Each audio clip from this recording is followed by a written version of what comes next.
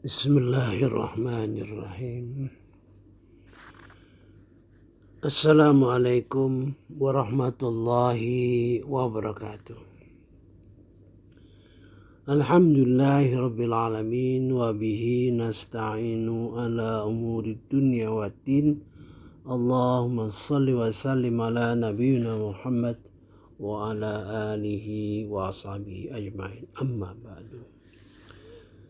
Bapak-bapak, ibu-ibu sekalian, mari kita bersyukur kehadiran Allah Subhanahu wa taala menjelang berakhirnya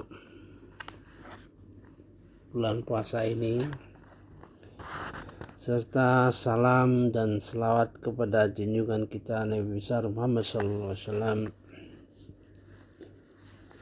Mudah-mudahan ilmu kita semakin bertambah dari hari ke hari. Pada tausiah kali ini saya ingin melanjutkan kata-kata yang selalu kita dengar, selalu kita bicarakan, selalu kita gunakan untuk mengecap seseorang, ya. Maka kali ini berkenaan dengan fasik, ya.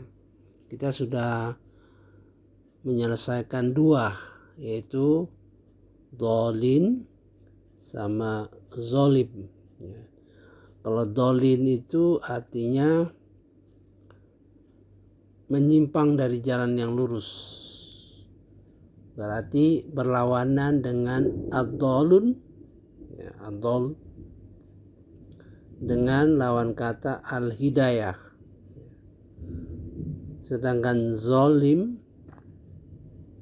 itu ketidak ada cahaya, gelap, ya, yaitu berlawanan dengan kata an-nur. Mari kita lanjutkan dengan fasik, yaitu seseorang yang disebut fasik keluar dari aturan syariat, ya. Itu kalau kita umpamakan itu kurma yang basah sehingga lepas dari kulit, atau kalau itu buah saking matangnya buah sehingga antara biji dan buah itu lepas, gitu. Itu menunjukkan bahwa ibarat kita beragama, sebenarnya secara substansi dia lepas dari agama Islam, tapi masih disebut orang beragama Islam, tapi secara substansi dia sudah lepas dari agama Islam. Seperti buah dengan biji itu sudah lepas, atau isi buah sudah lepas dengan kulit.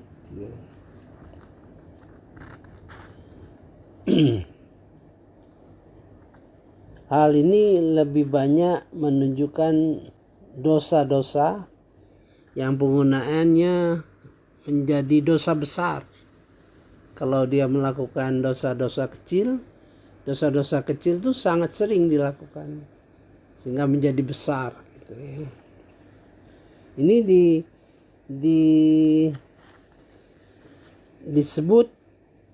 disebut kepada orang yang mengakui syariat, ya, mengakui hukum-hukum agama, kemudian dia melanggar semua atau sebagian hukum-hukumnya, ya. Nah, kalau disematkan kepada orang kafir, ya, ini memang orang kafir, tapi dikatakan dia fasik. Itulah orang yang telah menciderai logika serta fitrah yang ditunjukkan oleh akal sehat. yang telah mencederai logika serta fitrah yang ditunjukkan oleh akal sehat. Mari kita lihat satu persatu ya. Pertama, surah Al-Kahfi ayat 50 yang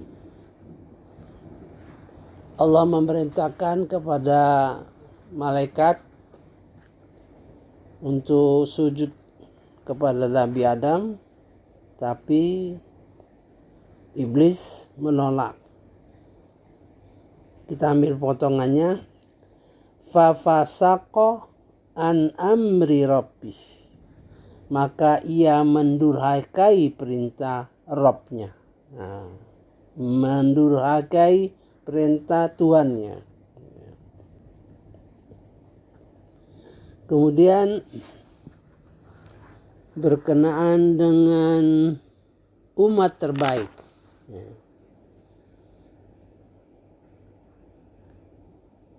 Di dalam surah Al-Imran ayat 110 dinyatakan bahwa umat Islam itu adalah umat yang terbaik. Tapi sebagian besar mereka adalah orang-orang fasik. Sebagian orang-orang fasik. Berarti orang yang tahu agamanya tapi mendurhakai agamanya. Wa aktsaruhumul fasikun. Ya. Dilanjutkan lagi dengan surah An-Nur. Surah An-Nur itu kejadiannya menuduh Sri Rasulullah SAW melakukan zina. Ya. Maka kelakuan orang yang seperti itu, ya, menduduh dan sebagainya tanpa bukti yang jelas gitu, disebut, dan mereka itulah orang-orang fasik. Ini surah An-Nur ayat nomor 4. Wa ulaika humul fasikun. Jadi fasikun itu fasik yang kelakuannya seperti itu, menuduh tanpa bukti, ya, termasuk orang fasik ya.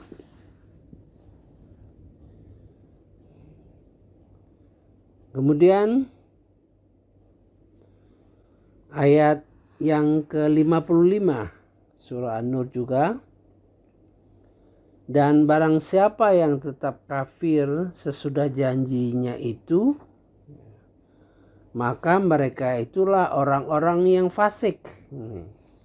Kalau kita sudah berjanji ya, melakukan sesuatu yang fundamental sekali, terus kita mengingkari janji, maka kita bisa disebut fasik. Wa man kafara ba'da dzalik, barang siapa yang tetap kafir, tetap ingkar terhadap janji, faulaika humul fasikun. Ya.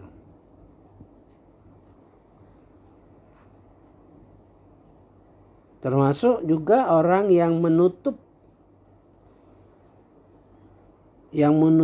nikmat Allah, maka dia telah menyimpang dari jalur taat kepadanya. Sebab nikmat Allah itu ada nikmat-nikmat rohani, nikmat-nikmat keagamaan, nikmat-nikmat duniawi. Ya. Nah, kalau dia menutupi nikmat Allah, tidak melakukan ketaatan, berarti dia telah menyimpang dari jalur taat kepada Allah Subhanahu wa Ta'ala. Itu juga termasuk fasik. Ya. Mari kita baca surah As-Sajdah 20 ya. Wa ammal ladzi fasaqu fama'wahumun nar. Dan adapun orang-orang fasik kafir, maka tempat mereka adalah neraka.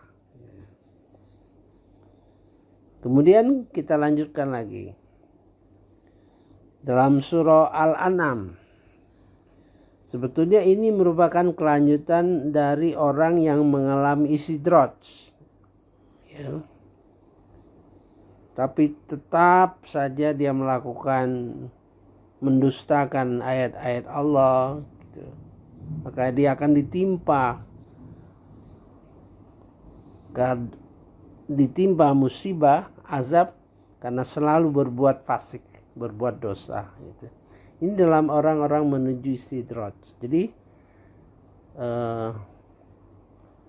tapi tetap melakukan kejahatan secara terus-menerus dan mendustakan ayat-ayat Allah. Seperti kita pelajari yang lalu bahwa istidraj itu sebetulnya pada dasarnya mendustakan ayat-ayat Allah sebenarnya, ya. Jadi istidraj itu ada yang bersifat pribadi, ya, orang per orang, bisa juga suatu rezim, suatu penguasa yang selalu mendustakan ayat-ayat Quran, itu juga tentu akan mengalami istidraj. Jadi dua macam istidraj yang kita temukan dalam Al-Quran.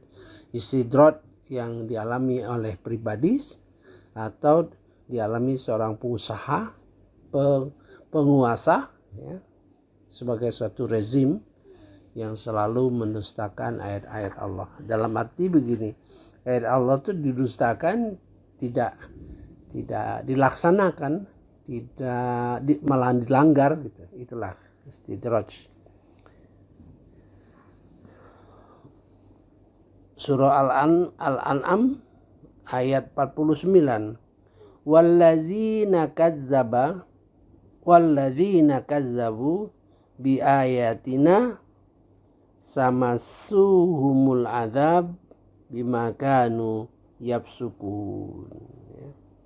Dan orang-orang yang mendustakan ayat-ayat kami, walladzina kazzabu bi ayatina, akan ditimpa azab. Yamassuhumul adzab bima kanu yafsukun, karena mereka selalu berbuat fasik.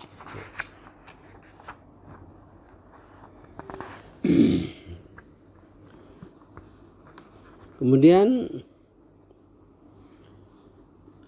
ayat surah Al-Maidah 108 ini berkenaan dengan waris, ya.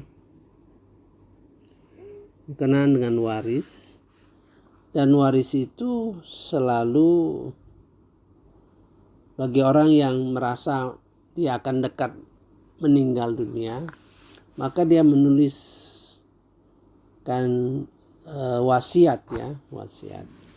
Nah, wasiat itu ada saksi, ya.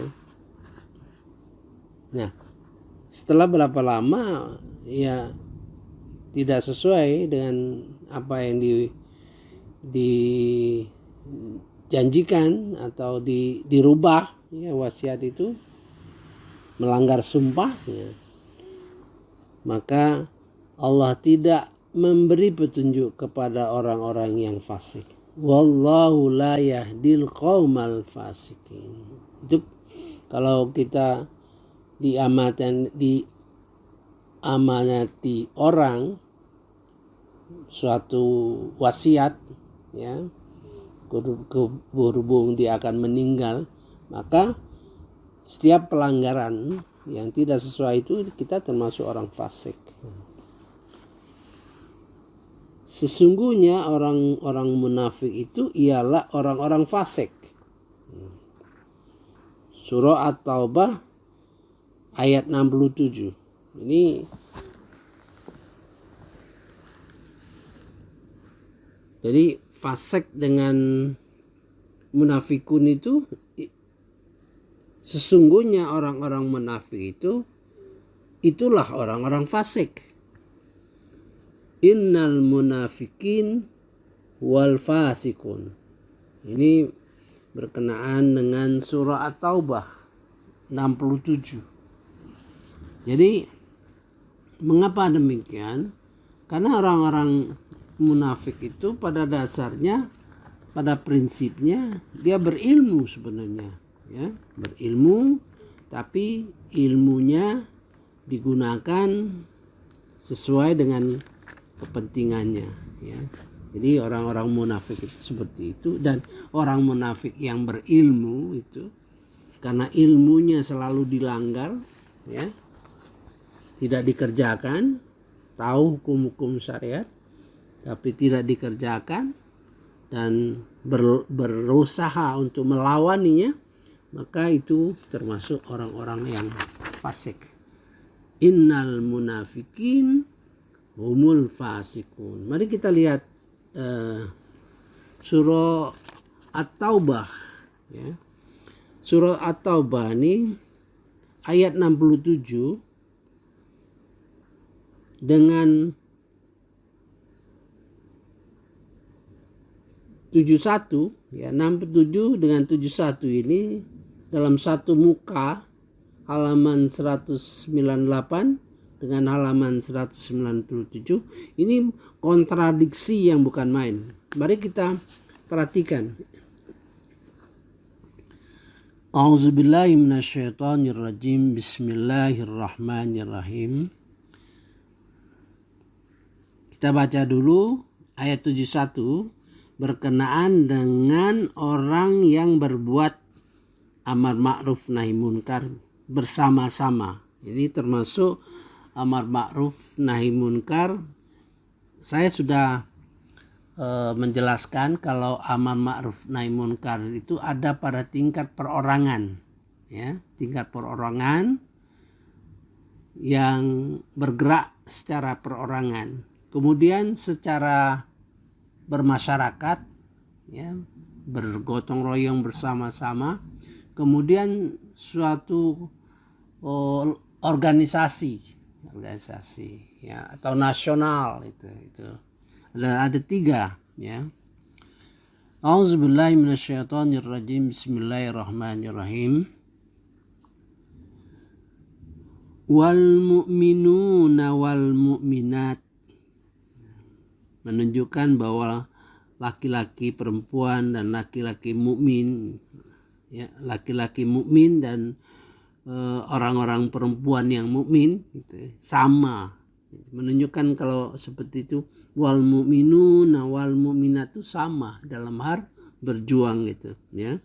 Ba'dukum aulia,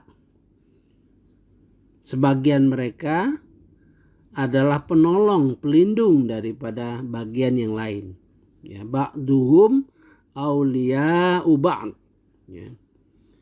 Ya'muruna bil ma'ruf, mereka menyuruh berbuat baik, wa yanhauna 'anil munkar, dan mereka mencegah dari perbuatan munkar, ya. Wa yuqimunas shalah, mereka mendirikan sembahyang, salat. Wa yu'tuna zakah, mereka menunaikan zakat. Wa yuti'una Allah, mereka patuh taat kepada Allah. Wa rasuluh,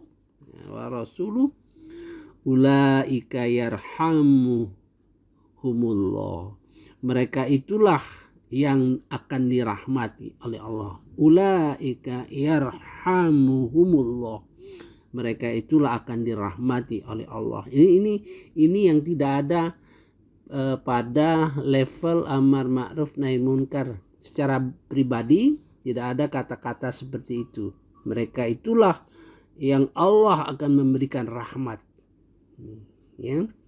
Kemudian secara bersama-sama juga tidak ada, ya. Secara bersama-sama maksudnya pertama itu amar ma'ruf nahi munkar dilakukan pribadi-pribadi, ya. Kemudian amar ma'ruf nahi munkar dilakukan dengan mengajak, ya, bersama-sama gitu, ya. Kalau ini sudah dalam satu organisasi massal yang kuat sekali, nah, yang bahwa mereka itulah akan diberi rahmat oleh Allah Subhanahu wa taala, tidak ada, yang lain tidak ada ya. Jadi mudah-mudahan kalau kita melakukan amar ma'ruf bersama-sama terorganisir, maka itu akan mendapat rahmat Allah Subhanahu wa taala. Innallaha azizun hakim. Sesungguhnya Allah Maha perkasa dan maha bijaksana. Nah, sekarang kita ayat 67 ya. Al-munafiquna wal munafiqat. Nunjukkan itu. Nafik itu baik laki-laki perempuan itu sejajar ya. Ba'duhum mim ba'di. Ba'duhum mim ba'di ya. Sebagian mereka menjadi penolong dari sebagian lain. Sebagian mereka dari sebagian lain sama-sama ya dalam keyakinan membantu dan sebagainya. Nah, di sini di ayat ini tidak ada aulia. Kita lihat ya.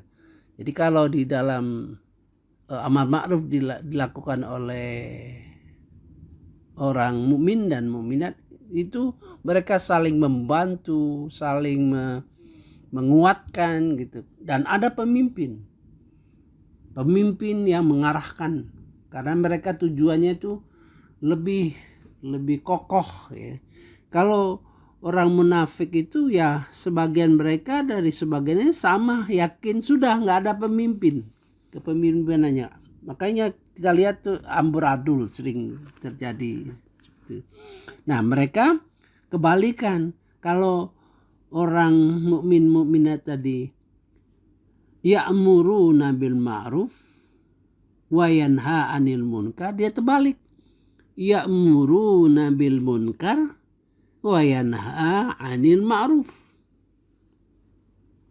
Terbalik. Menyuruh yang munkar dan mencegah yang ma'ruf, yang baik gitu ya.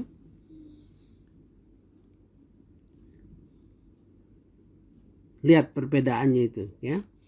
Wa yaqbiduna aydihim, dan mereka menggenggam tangannya, kikir dalam berinfak gitu ya. Untuk kegiatan seperti itu malahan bukan berinfak, malahan dia pengen memperoleh materi dari kegiatan itu. Berbeda dengan yang orang mukmin dalam melakukan amal ma'ruf, semua infaknya sangat keras gitu ya. Ini kalau ini mereka ingin memperoleh keuntungan. Nasullah hafanasiyahum, mereka melupakan Allah gitu. Innal munafiqina wal fasikun. Innal munafiqina wal fasikun.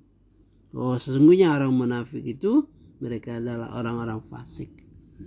Mengapa disebut orang fasik? Karena sebagian mereka itu punya pengetahuan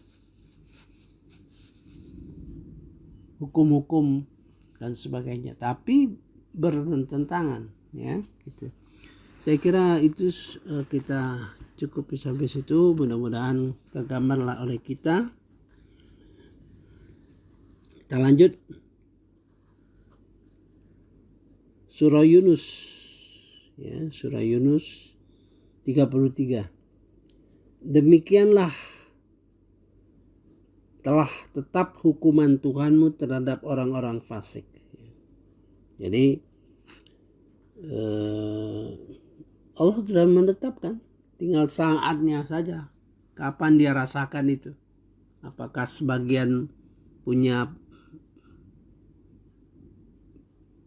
panjer atau punya down payment ya, soal down payment, sebagian itu dialami di dunia, atau wallahualam ya. Demikianlah telah ditetapkan hukuman Tuhanmu terhadap orang-orang fasik. Kadzalika haqqat kalimatu rabbi 'alal ladzina fasaqu. Jadi kalau melakukan, tapi sudah ditetapkan Kalau tidak tobat tentu ya akan dirasakan sendiri, ya.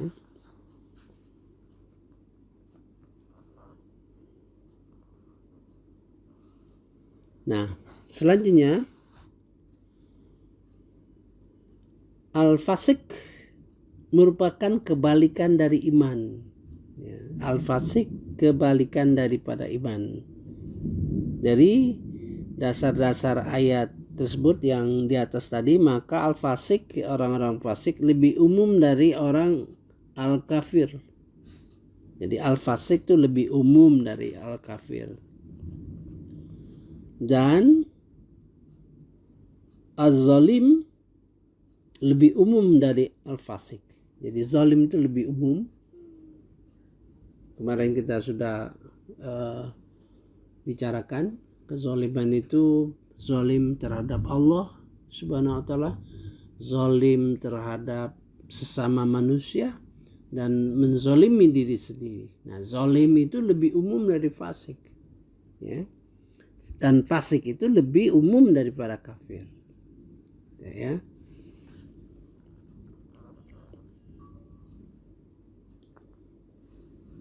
Nah, kita kembali ada surah An-Nur ayat 4, ya. Dan orang-orang yang menuduh wanita baik-baik berbuat zina, walladzina yarmunal muhsanat, dan orang-orang yang menuduh wanita yang baik-baik berbuat zina sampai, dan mereka itulah orang-orang fasik. Wa ulaika humul fasikun. Dan fasik itu juga berarti tikus, ya. Kalau tikus itu biasanya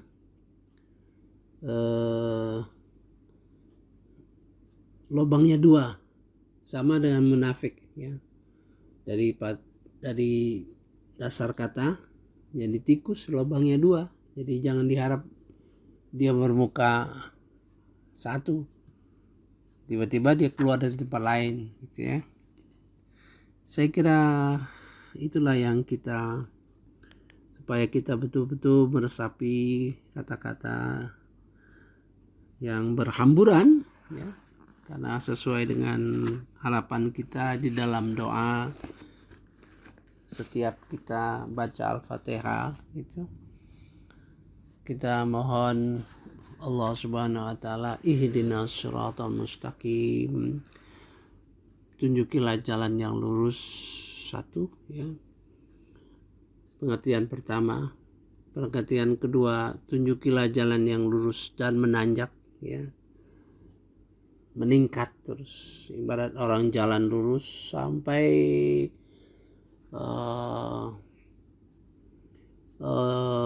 jalan lurus yang terus meningkat itu, ya. Ya. Kemudian jalan lurus berkenaan dengan sejarah, ya. Jalan lurus para nabi, para siddiqin, para syuhada, para sholihin, itu sejarah, lurus sejarah, ya. Kemudian jalan lurus itu diberikan kepada pengertiannya memohon ilmu yang diamalkan, ilmu amalia atau amal ilmiah, ya. Kemudian berkenaan Quran, jalan lurus itu ya jalan orang yang beriman, bukan jalan-jalan orang munafik, bukan jalan orang yang zolim, bukan jalan orang yang dolin, bukan jalan orang yang muzabzab, ya, bukan jalan orang kafir dan sebagainya. Itu ada 5 pengertian kita di dalam ihdinas siratal mustaqim, ya. Jalan yang menanjak terus lurus dan menanjak, ya. Saya sudah pernah pengalaman melihat jalan yang seperti itu, yaitu antara Boulder dan Colorado, ya. Antara Boulder dan Colorado. Jadi jalannya itu kelihatan tuh, ya, kelihatan bahwa itu di bawah, salah satunya itu di bawah, ya, pada posisi di bawah. Boulder itu di bawah dan Colorado itu di atas. Jadi kelihatan sekali jalannya lurus, nanjak terus. Nah, begitulah gambaran daripada ihdinas siratal mustaqim. Maka kita mengharapkan ilmu, mengharapkan pilihan, ya, mengharapkan pilihan sejarah yang baik, ya, mengharapkan jalan yang selalu diberi petunjuk oleh Allah Subhanahu wa taala yang lurus dan terus menanjak, meningkat terus. Oleh sebab itu di dalam membaca Al-Fatihah itu kiranya kita perlu, karena Al-Fatihah itu sudah ratusan ribu, ya, saya kira kita sudah ratusan ribu kali baca, ya, sudah tentu kita merasakan bahwa adalah petunjuk Allah kepada kita. Kita komunikasikan, ya, ya Allah, sudah sampai di sini Engkau beri petunjuk padaku, aku menginginkan ini lagi, gitu. Sebenarnya kalau kita baca Quran itu kelihatan itu tahap-tahapnya gitu. Nanti insya Allah kita lanjutkan mengenai Al-Fatihah itu, bagaimana Allah memberi petunjuk kepada orang yang sudah beriman dan beramal soleh, ya, meningkat terus petunjuk itu, kemudian lagi itu terus menerus. Subhanakallahumma wa bihamdika asyhadu an la ilaha illa anta astaghfiruka wa atubu ilaik. Wallahu alam. Wassalamualaikum warahmatullahi wabarakatuh.